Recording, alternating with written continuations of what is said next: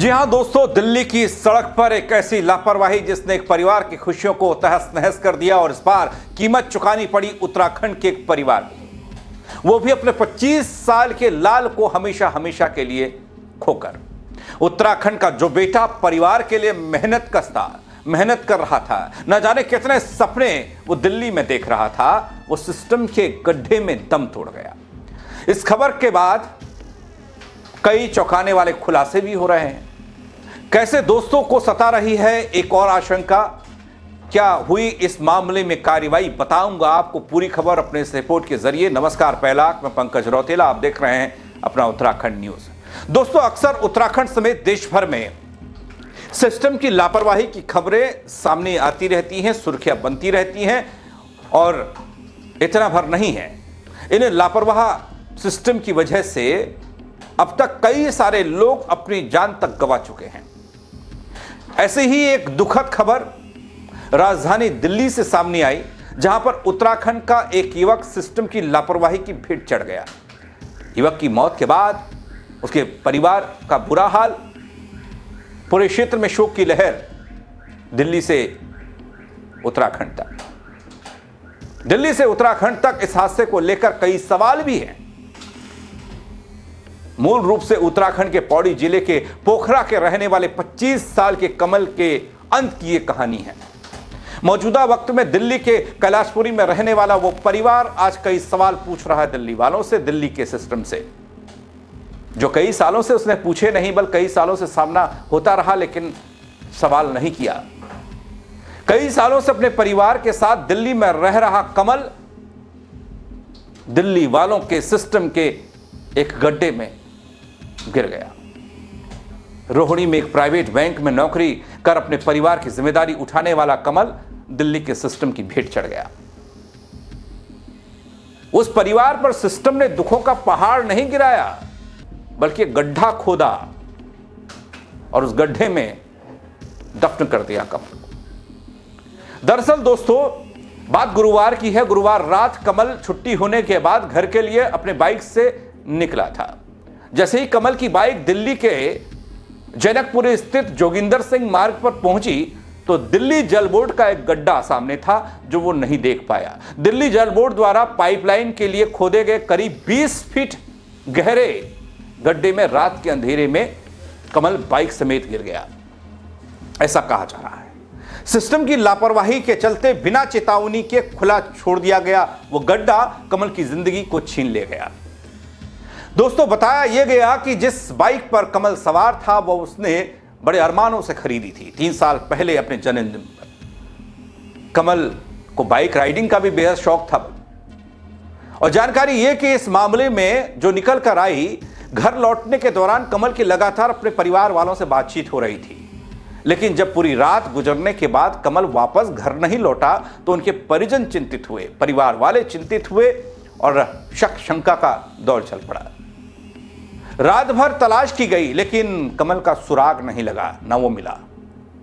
इधर शुक्रवार की सुबह जैसे ही होती है, 7 बजे का वक्त होता है, पुलिस प्रशासन ने कमल के परिजनों को फोन कर घटना की जानकारी दी, जिसके बाद कमल के परिजन तुरंत घटनास्थल पर पहुंचते हैं, जहां पर कमल को बाइक के साथ गड्ढे में गिरा हुआ देखते हैं। उन्हें गहरा सदमा पहुंचता है। दोस्तों, आशंका यह जताई गई कि अंधेरे में गड्ढा नजर नहीं आने के कारण कमल बाइक समेत उसमें गिर गया और बाहर नहीं निकल सका, इसलिए उसकी मौत हो गई। लेकिन इससे इतर एक और आशंका जताई जा रही है। वो क्या है, वो भी बताता हूं आपको, और साथ ही वो आरोप भी जो पुलिस पर लग रहे हैं, उसके दोस्त लगा रहे हैं। दोस्तों, गड्ढे में गिरे कमल के दोस्त कहते हैं कि हम थाने गए, हमारी रिपोर्ट दर्ज नहीं की गई, दबाव बनाने के बाद यहां की लोकेशन ट्रेस की, हम सभी लोग कई थाने पूरी रात घूमते रहे, लेकिन पुलिस वालों ने कमल को ढूंढने की जिम्मेदारी नहीं उठाई। अगर उन्होंने रात में उसे ढूंढा होता तो शायद उसकी जान बच जाती। दोस्तों, इतना ही नहीं है, कमल के दोस्त का यह कहना कि घटनास्थल पर बैरिकेड्स नहीं थे, दूसरी तरफ बैरिकेडिंग लगी थी। रात में इस गड्ढे को चेक किया गया था, जहां पर कुछ नहीं था। कमल के दोस्तों ने कमल की हत्या की आशंका जताई है। हालांकि इधर पुलिस पूरे मामले की जांच पड़ताल में जुटी है। बल आखिर यह हादसा कैसे हुआ? मामले ने तूल पकड़ा दगड़ियों तो सिस्टम जो सरकार बैरिकेड्स नहीं लगा पाई, जो चेतावनी वाला बोर्ड नहीं टका पाई, या ऐसा कोई संकेत चिन्ह नहीं वहां खड़ा कर पाई जिससे यह हादसा होने से बच सकता था, कमल की जान बच सकती थी, वो दिल्ली सरकार हादसे के बाद एक्शन मोड पर नजर आई। इस मामले में 3 इंजीनियर्स को निलंबित करने की खबर आई है। उच्च स्तरीय जांच के आदेश दे दिए गए, लेकिन इन सब के बाद सवाल तब भी हैं कि लापरवाही के चलते दुनिया से चला गया कमल क्या वापस आ पाएगा? दोस्तों, एक युवा जीवन केवल लापरवाही और अनदेखी के चलते ही तो खत्म हो गया ना।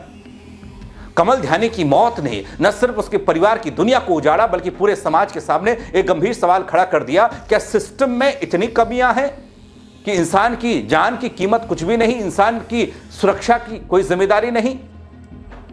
दिल्ली सरकार ने 3 इंजीनियर्स को निलंबित कर जांच के आदेश तो दे दिए। क्या इस जांच से कमल की जिंदगी लौट आएगी?